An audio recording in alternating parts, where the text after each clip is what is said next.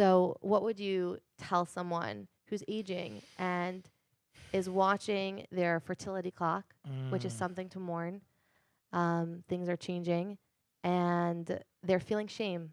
They're feeling shame. They're feeling pain, and they're having a tough time. What might you say to them? I'm going to state the obvious, but sometimes it needs to be stated. There are people who get married when they're 18 and they don't have a child the first year or the second year, the third year, or after 10 years. And we all know what a painful situation that is.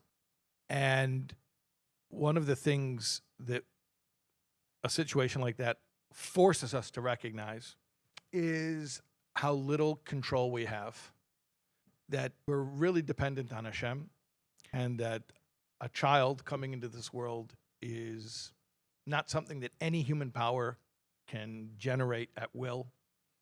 And you can, all of your best efforts, all of your hard work, all of your smarts, all of your money, Hashem is the one who decides.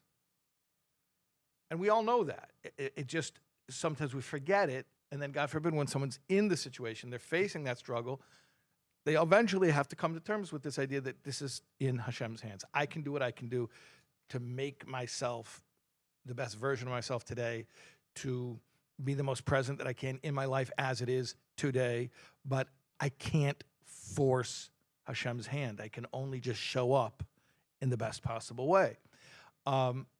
So since we know, specifically talking about the miracle of conception and birth, and we know that the whole fertility parsha is something really, really that humbles us and forces us to remember that it's not in our human control.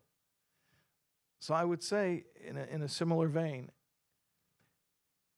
do you really think that whether you have children at a certain time or how many children you're going to have, or you really think that that's under our control? Hashem has a plan for you. There is a perfect plan for you. And if you think about things from a, let's call it, worldly perspective, then it feels like, well, time is ticking and biological clock and all that stuff. But I got news for you.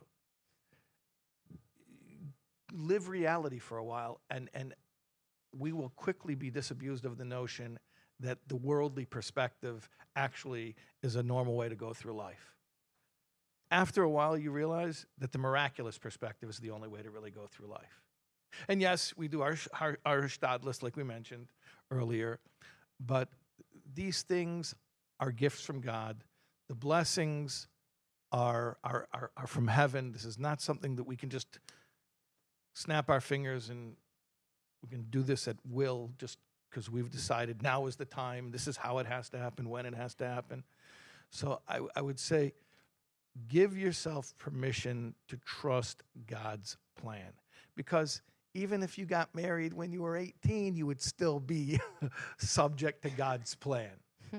You would still be subject to his plan, and everything would happen how he wants, when he wants, the way he wants.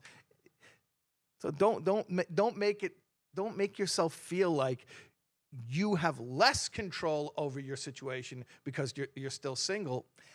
Nobody has any control over this. This is something we take it for granted, especially in the frum world where, thank God, there are a lot of children. We take it for granted because people have children so often. It just feels like something that it just happens. It's a miracle. It doesn't just happen. Every single time it's a miracle. And if we forget for a minute it's a miracle, ask a couple that, God forbid, is dealing with infertility, and they will remind you that it is something that is a miracle, that it's in Hashem's hands. It's not under our human control. Is it okay if I summarize what you just said? Yeah, please. So I'm hearing that your life can truly transform when you change your subjective experience, that there's a set of rules, there's an expectation of the way things should be, and things are supposed to be happening a certain way. When we let go of this expectation, again, that there's a certain life we're supposed to live and we're not living it. Right. And we realize where we are is exactly where we are meant to be. Not only is it exact, but there is no shame, there is no failure, there is no illusion of not good enough, because God put you here. And God is the best planner. He is the best designer. He's flawless in his illustration of your life. The more we can focus on that, the more we'll be able to tolerate the things that feel uncomfortable, and the more rich our life will feel, knowing that this is the best way we're supposed to live our life. And it's really letting go of those expectations and reframing a new expectation. I don't even want to use the word expectation. It's creating a new relationship to our life instead of holding on to the one we thought we were supposed to live. Right.